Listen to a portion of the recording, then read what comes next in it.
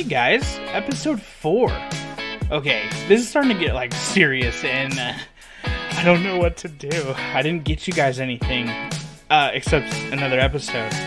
So sit back, relax, and please just enjoy the show.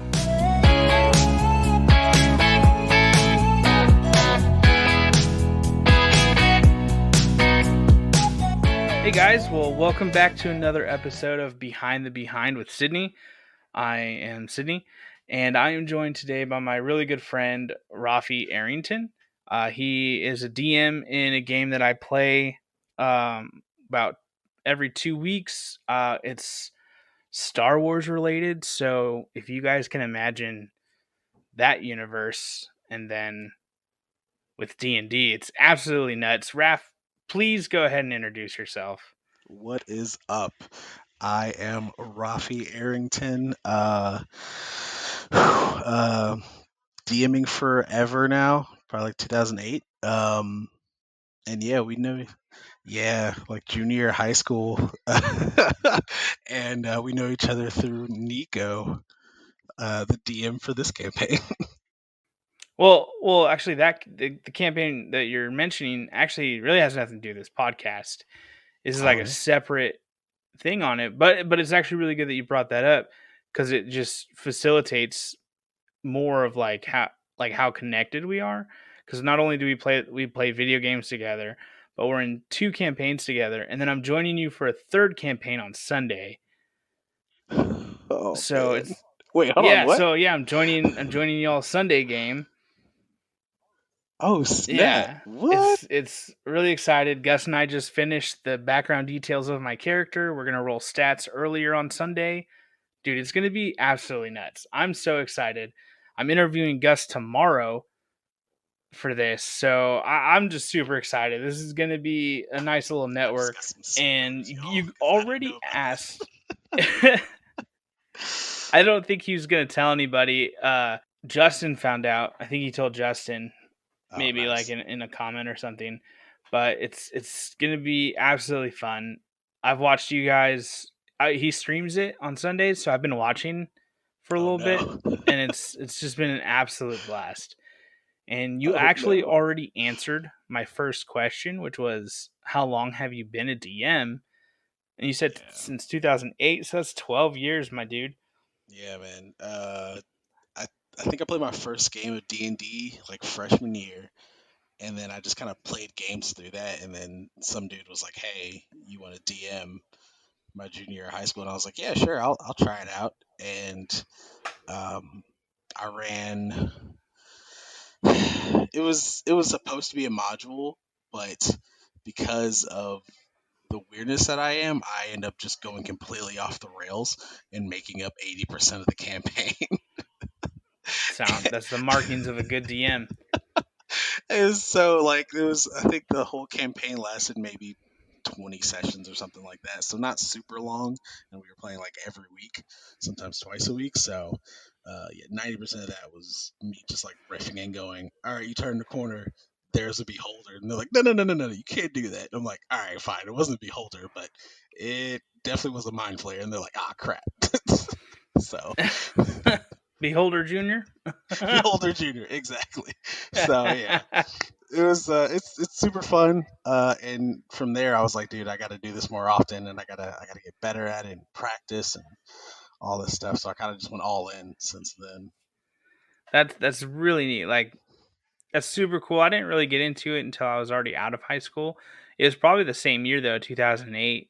I was in my 2nd year of college, Mm. and my buddies from high school were like, "Hey, do you want to play Magic the Gathering with us on Thursdays or Fridays?" Or I think it was Friday Night Magic. And I Heck came, and yeah. then they were talking about their D&D game, and I was like, "That sounds like a lot of fun." They're like, "You want to play?" And I was like, "Yep." And then they're like, "All right, here's all the math you have to do." And I was like, "Oh no." Oh no, man. And I was like, Yeah. "Y'all are gonna have to help me quite a bit." It's definitely a learning process, but thankfully I was inducted into 4th edition, which I Mm. thought was like very new player friendly. It It was was. like there's 3 things you get to choose each level, and that's it. It wasn't very. complicated, and it made playing homebrews a lot easier because the characters were easy to make. For sure. I think When the only thing I don't like about 4 was like the battles. The battles were so long. oh yeah, I feel like they lasted way too long. Forever. It was. We won't really talk too much about 4E because I think even was it Wizards of the Coast, West Mm. Coast or something like that, or I forgot what it's called. Wizards of That's the Coast. Wizards of the Coast. I Yeah, was right you the got it. first time. They I feel like they also want to forget that it happened. Oh, I'm sure. They rushed 5e out like they have never done a D&D before. It was it was very Exactly. funny. So besides like RPGs and including RPGs, you already said that's you gotten really involved. You said Yeah. 2006, your freshman year. Yeah. Freshman year, I played my first game, 3.5. Wow. Uh, and that was actually the first one I DM'd to was 3.5 because we hadn't really moved over to 4 yet. So, That and the um, books were expensive. That was like another God, thing. yeah, I didn't have my own books until after I got out of high school. I was Yeah. using friends' books who had them, Mm-hmm. and a friend's uncle who had like two of like all the books at the time, and I was like, we'll just go over his house and play then, and I'll just use Yeah. his books. Yeah. So besides like RPGs, like tabletop gaming in general, like when did you get really started in that? Oh, tabletop gaming. Oh man, does like Sorry count? Because I've been playing like those type, even going back to things as simple as like chess and checkers since I was like 7 years old. Yeah. Sorry and all that kind of good stuff. Um, I'm trying to think of like the first. Oh, Risk. I played Risk for the first time when I was like 11, and that's when I fell into like strategy. Fell in love with like strategy games.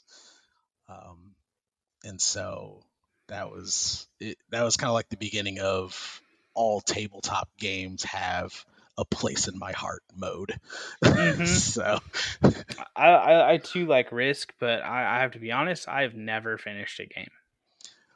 I finished several games. I finished, I mean, not a lot. I've played more games than I've finished, obviously, and I've lost friends over Risk too. It's very easy. One would say it's risky. It's incredibly risky, for sure. And I So, think it was my dad, he told me, he was like, if you're gonna play this kind of game, remember, if you're playing with friends, be a little lenient. Still win, but be a little lenient on your strategy. And I was like, nah, I'm not doing that. I'm not that's doing so that. funny. That's really good because like when I was a kid, I played all those games like Sorry and just random card games and stuff, but I never Hmm. really like thought about Dungeons and Dragons. And when I did, I always thought about like the nobody nerdy middle-aged man living in his parents' basement. Hmm. And that's Hmm. kind of the stigma. What kind of things did you think of when you heard about Dungeons and Dragons as a kid growing up? Oh man, so I grew up in an incredibly religious household, and Dungeons and Dragons came up maybe once, and it was shut down immediately.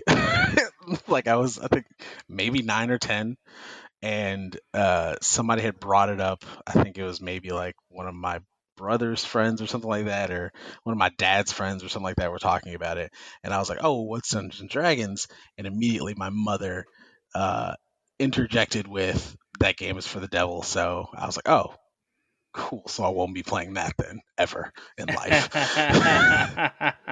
So Dude, yeah, I constantly wonder, like now that I'm like an adult and I'm at the age of reason, just got here. Uh, like going back with all those stigmas of D&D being of the devil and stuff, it makes no sense. nothing, Like none at not all. like none at all. Yeah, Cuz uh, I would like, I got that message, and then I was like, well, I guess I'll never play that. But then, when I actually get into it, I was like, where did the whole, religious devil stigma come from? Because I don't see any of it. right. Dude, yeah, I played it many times with like that in the back of my head and I'm like okay, you know what this does scream? It screams like Lord of the Rings, fantasy fiction type Exactly. deal. That's it. That's Exactly. all it is. It's storytelling, and it's usually like a good story. Granted, there are like evil campaigns, and boy, are those fun. Oh yeah, But nothing screams out like devil worshiper. You know what I mean? Like it was such a stigma that I can't help but feel like politics got involved somehow. You know what I mean? It's absolutely dude. political Politics to gets involved in everything, and it's so yeah. infuriating. And I think I was talking to like my grandmother, also very religious, of course, and I was like, I'm going to play Dungeons and Dragons. This was, senior year, maybe like right after senior year or something like that. And she's like, "Be careful, that game, it has evil spirits attached to it, and Satan and all this stuff." And I'm like, "How? Explain." And my grandmother, even though being incredibly religious, she's very reasonable, and she can definitely debate a point no matter what. And the only like point that I really stuck onto is that she was explaining how there was symbols of the devil and pentagrams and upside down crosses and all this kind of good stuff. And I go, well, those are actual real symbols in life, right? And this is a game made up as like a fantasy world. At this point, you can call a book, symbols of the devil and all that kind of good stuff. And then, of course, she goes off, well, you can, of course, and da da da. So I'm like, I don't know. I don't know what you want me to do. Dude. There's Yeah. symbols of the devil are everywhere. Like, I remember reading Harry Potter, and I was being told by some of these church kids that the devil attaches himself, the demons attach themselves to the books and hmm inhabit young kids' minds. And I was just like, what? exactly, exactly. Huh? It's crazy. I think when that book first came out, there was like a whole like religious, I don't want to say uprising, but there was like a whole religious situation where people were like, Harry Potter is convincing kids to try to do magic, and magic is of the occult, and the occult equals the devil. And I'm like, bro, we're talking about a little 11-year-old Aloha kid. Mora. Exactly. It's like, what are we talking about here? Did you And on read the top of book? that, they like schedule these book burnings. So they go out and buy copies and then they Ugh, burn them. But then you're like, but you still bought the book. you bought the book, You still contributed to this source. So it's dude. just going to make more books. It was absolutely beautiful. And it was just really cool to see that society was like, nah, that's not right at all. So Exactly. we're gonna like go in a time machine and we're gonna travel back to 2008, Oh and it's your shit. first DM session. Oh man. What would you do differently with all the knowledge you have now? Differently? Ooh. Why not you differently? I would plan a little bit more. I would use more than 10 minutes of planning Fair. to to plan the session out. Because I think at that time I thought you could just because I was good at like writing because even as a young kid I was a writer, so I wrote all the time, little short stories and stuff like that. And I thought, oh, well, I'm good at writing. I could just make something up on the spot. That's easy. That's easy for me. Not that easy when you have four other people with their own ideas of what their story is, their personal story is. So I think I would do a little more research on NPCs and monsters and do a little bit more planning for sure. No, yeah, I've only DM'd a few times, and they've been spread throughout the years. And one thing I always come back to is I didn't plan enough. Yeah, You know, because like the whole thing is like you're creating an experience for other people to play in. You're creating a sandbox that other people are going to mold. And when you don't fill in the sandbox with sand, it's kind of hard to play. exactly, exactly. And on that same point, I feel like if you don't fill that sandbox with like some obstacles, like A it rock? a rock, yeah, put a couple pebbles or rocks in there, maybe maybe a stray syringe, you know what I mean, just to throw Yeah, some randomness in there for the players to be involved with and struggle with. If you don't put those kind of things in there, then you're not going to have fun. You're just going to be going through a story, one shotting everything, and it's not going to be fun. exactly. So now that you're what I would call a seasoned veteran, what are some rules you have now that you absolutely must have because something that broke the game happened to you? Oof. I think one of the things I definitely made myself do as a rule is plan an hour after a session and an hour before the session, minimum. Um, because an hour after the session, you saw the things that went wrong, where you felt that went wrong, even if they didn't seem wrong to the player. You were like, "Ooh, that could have gone a lot better.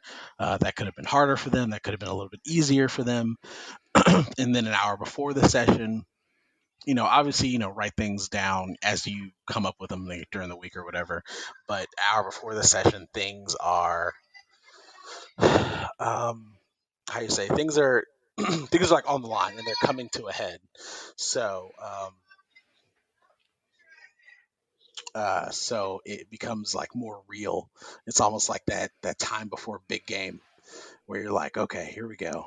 It's game time. It's time to really get it going. And you come up with those little last minute, ooh, let me throw in a dragon right here. You know what I mean? Right. So those that's one of the biggest rules I have.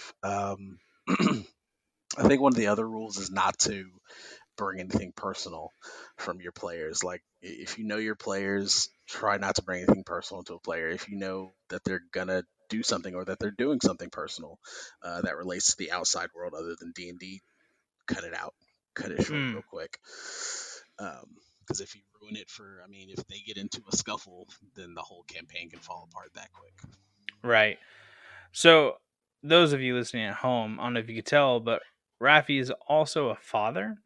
And so you can kind of hear his kids in the background. And that's actually a good point. And it's not a big deal. Like, it's kind of good environment because it lets us know, like, oh, hey, you balance your family life and this life. What's that look like? I do it very poorly. You tell them, hey, I'm going to be doing this thing here.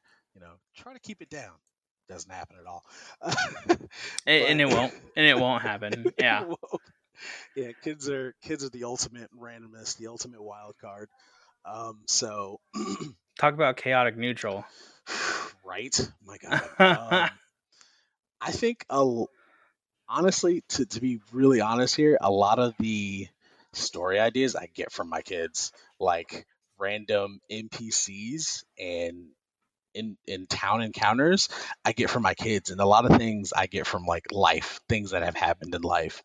Um, and so work life D&D life balance is pretty easy. Um, other than the little randomness that occurs, but once you get a good schedule down and you're able to communicate, hey, I'm gonna be doing this on Saturday, I'm gonna be doing this on Sunday for this many hours, it makes it easier to um, work around the surprises. So Hey guys, just a quick interruption. My neighbor's car died and they needed a jump, and I was the only one around, and I had to jump up and stop the interview. But we are coming back right now, and you will hear more from Raf.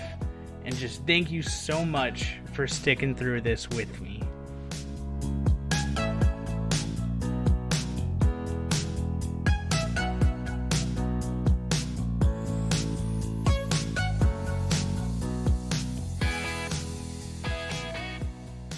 So, as like a seasoned veteran, what is your word of advice for new or like even veteran DMs? keep having fun. I know for a while as a DM, you start to kind of lose that fire for whatever reason. For me, I know it was I think DMing a certain type of player kind of got me bored with it. Um, And like I said, there's various reasons for you to kind of lose that spark, but I think changing up the style of your DMing definitely helps. For sure. That's yeah, that's what helped me for sure was changing the style of my DMing. Because I know before I didn't do a lot of RP or give a lot of situations for RP. I was kind of very battle heavy, Hmm. and I think I was just like, all right, man, the battles are good, but it's just like the same type of battles over and over again. Fighters are going to do this, mages are going to do this. Um, and so I decided to change it up by adding more puzzles and more RP um, or times to do RP. So whether that's throwing in a couple of struggling NPCs who just need a little bit of conversation, a couple persuasion checks, or what have you, it definitely helps me, go, all right, cool, that was cool. I'm gonna, try to do this next time or do that. For season variants, for like season DMs, I'm sure that helps a lot. And then for new DMs, keep trying new stuff, man. Keep trying new styles of battle. Give them some items that don't make a lot of sense to see what they're gonna do with it. Give them a wand of oh, what is it called?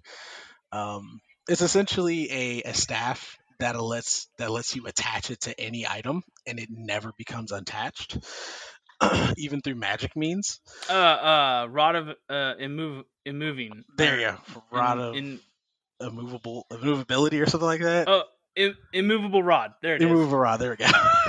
Yeah. Gosh, cannot. Dude, there's so many items that just go through my head when I'm trying to think of stuff. But yeah, like give them items that are just kind of like that.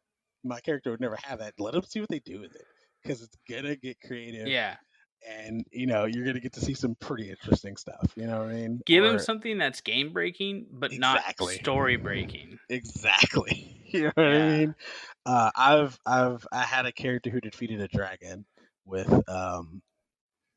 just a bag of holding, and I beautiful. was like, "What the heck? That was so cool!" That's You know beautiful. what I That's mean? so beautiful. So I mean, keep it fun, keep it creative, throw new things at the characters, and throw new things at yourself. Yeah, I think that's like the best way to go.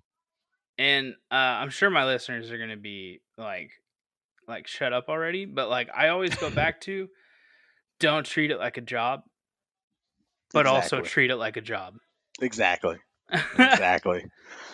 Don't If treat you're it like your 9 to 5 that you're stuck in.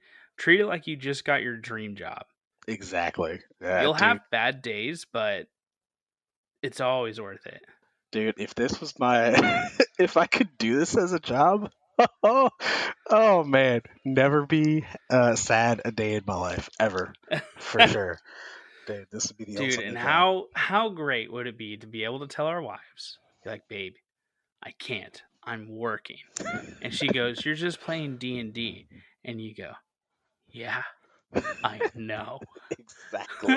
I don't see the problem with what I just said. Isn't that great? Oh my gosh.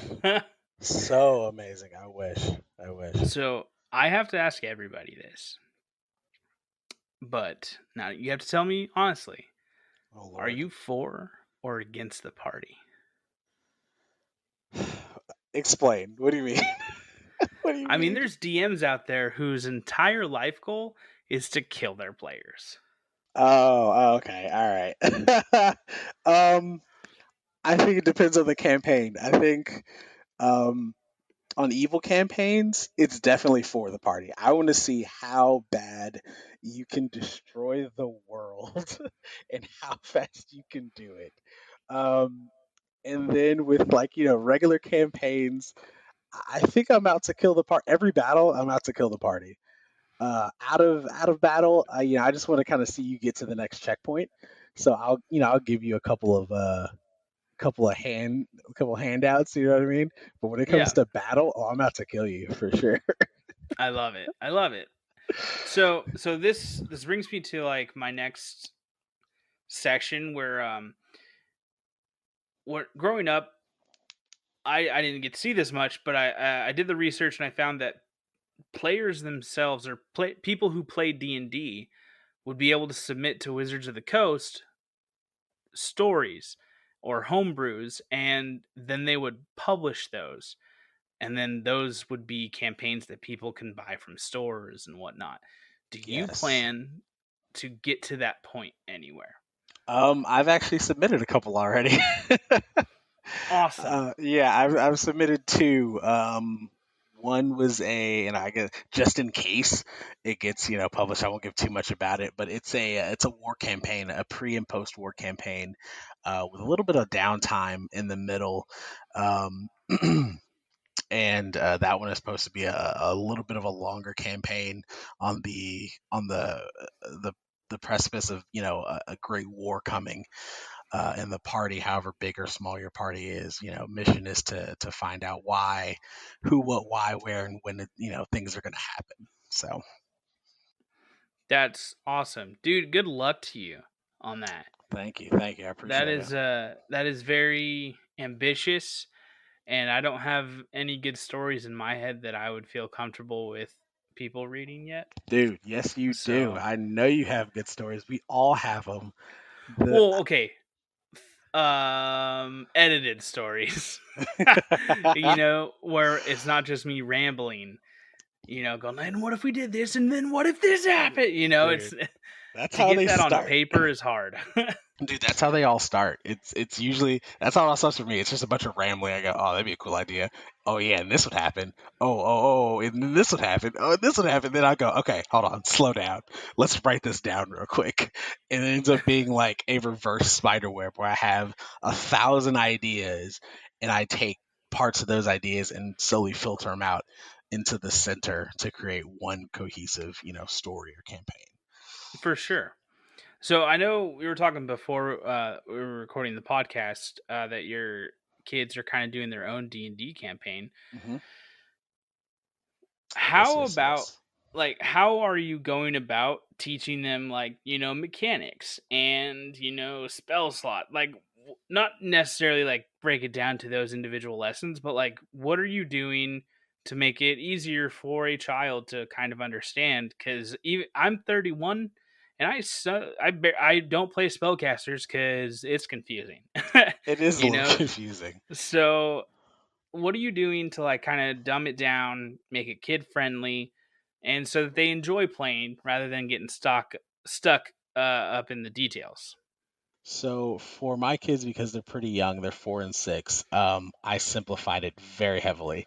So when it comes to the basic story, I tell them what's happening, and I tell them, do you want to go left or right? They choose a direction, and then sometimes I'll surprise them, like, oh, there's a trap there. There's a bunch of spiders. You got to get over the spiders. What are you gonna do? And then I let them kind of make up their own solution to the problem. And usually it'll be like, I'll stomp on all of them. And I go, okay, roll the d20.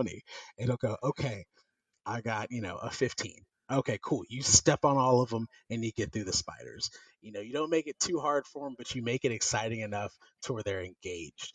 When it comes to like battles that take more than just one roll, I'll tell them, hey, this character needs 4 hits for you to beat him. Okay, it's a big creature. You need 4 hits to beat him. Every time you get over the number, 13 or 14 or something like that, that's 1 hit. And so I'll write it on a piece of paper.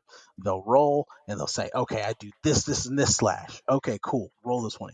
Boom, 14. All right, that's 1 hit. And then I'll have, each kid do that back and forth. If they get below, I go, oh, you missed them, right, you dodged, right before you got to hit them. So you're going to have to try again. Okay, cool. My daughter, the spellcaster that she is, she'll go, I want to use, a fire spell or a lightning spell. Okay, cool. You see these little 3 dots here? Those are the 3 times you can use those slots or that spell, the lightning spell.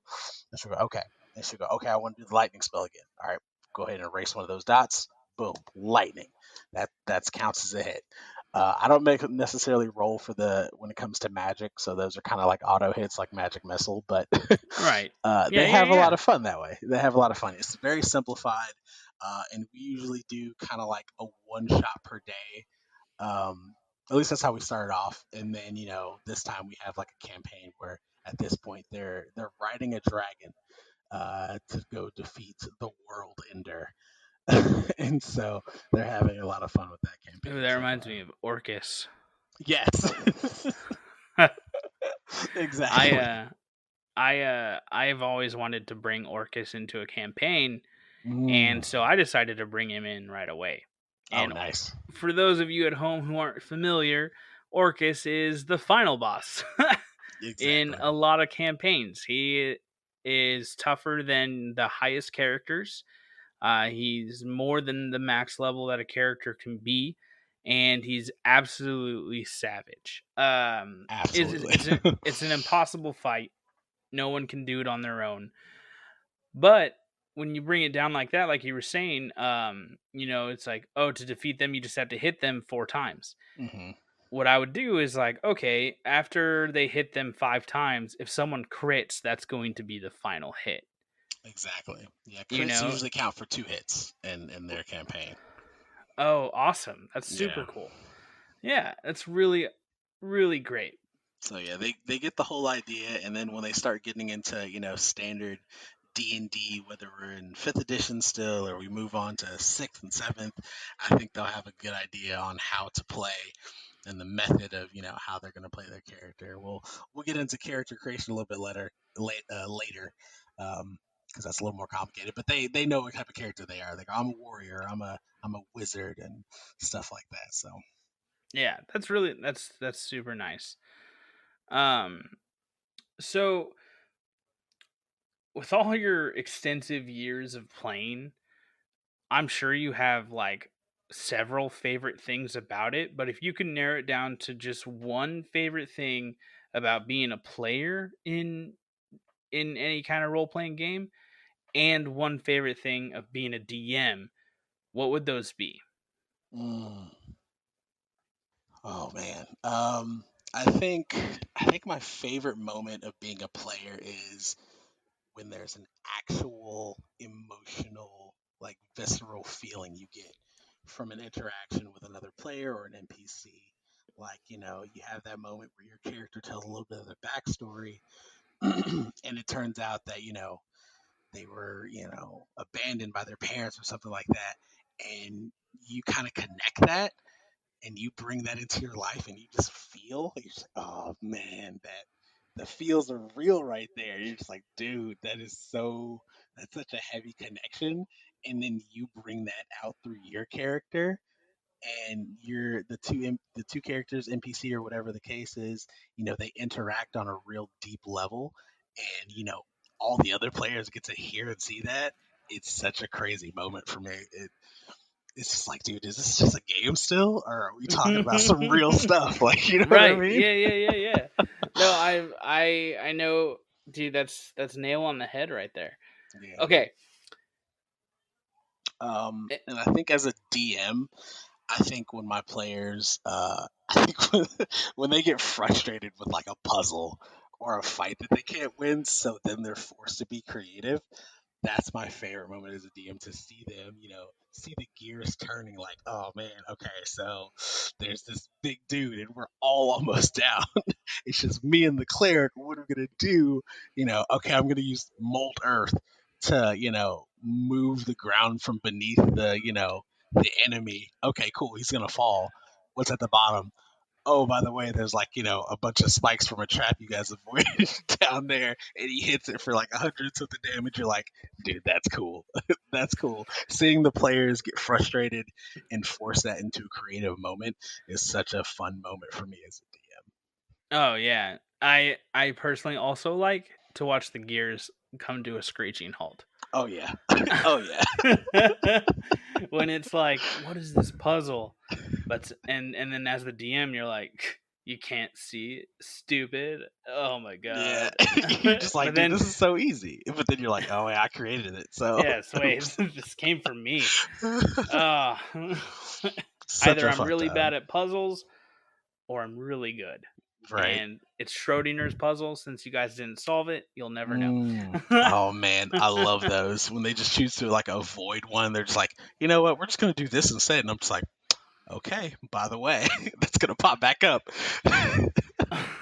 I'm fine. You guys don't want to do it. I'm throwing the sword of never breaking away. Exactly. The sort of instant death. It's just gonna be there now, and you're never gonna get it. You guys could have gotten it, but nope.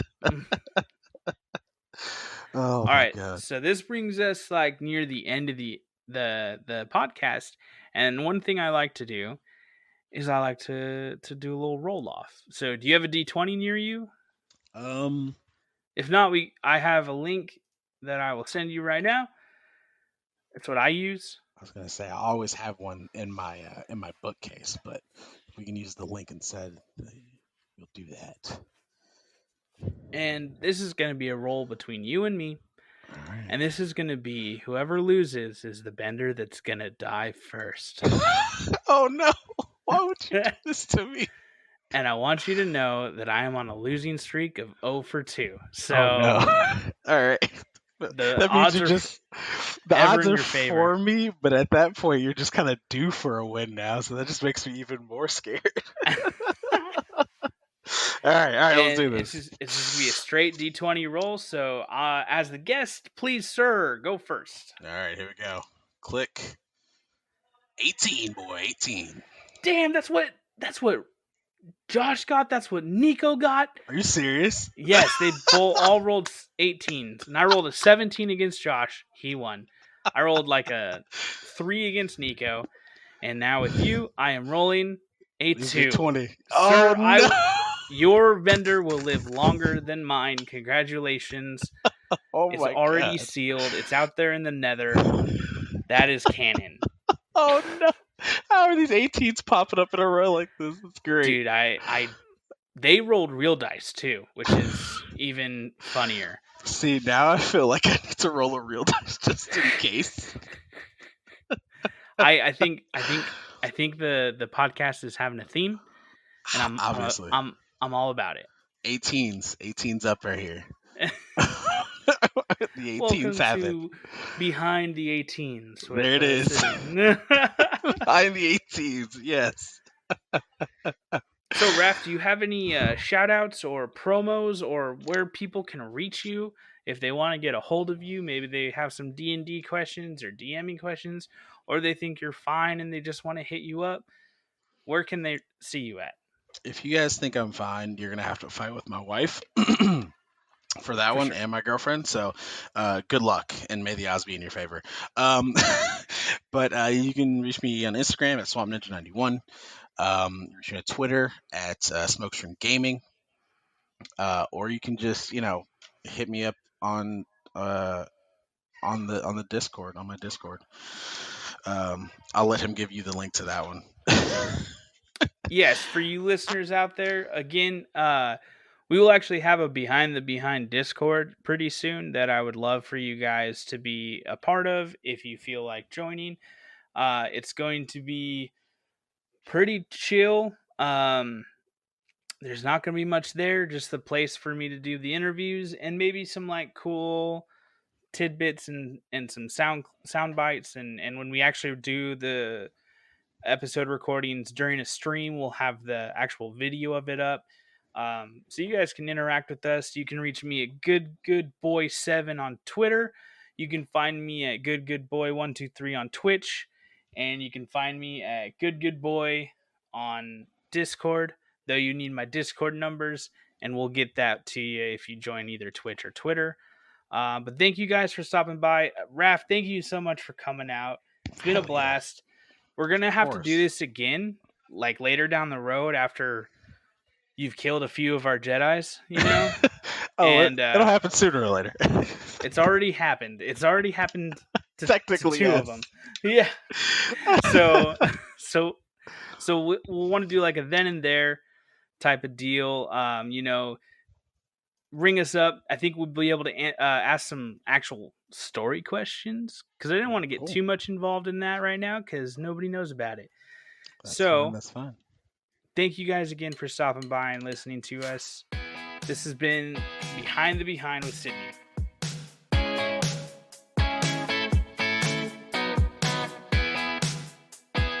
Hey guys, just another quick note to let you again know that Behind the Behind has Twitter. You can find us at BTBehind. If you know anybody that has a cool story, or if you have a really cool story, please send us an email at btbehind@gmail.com.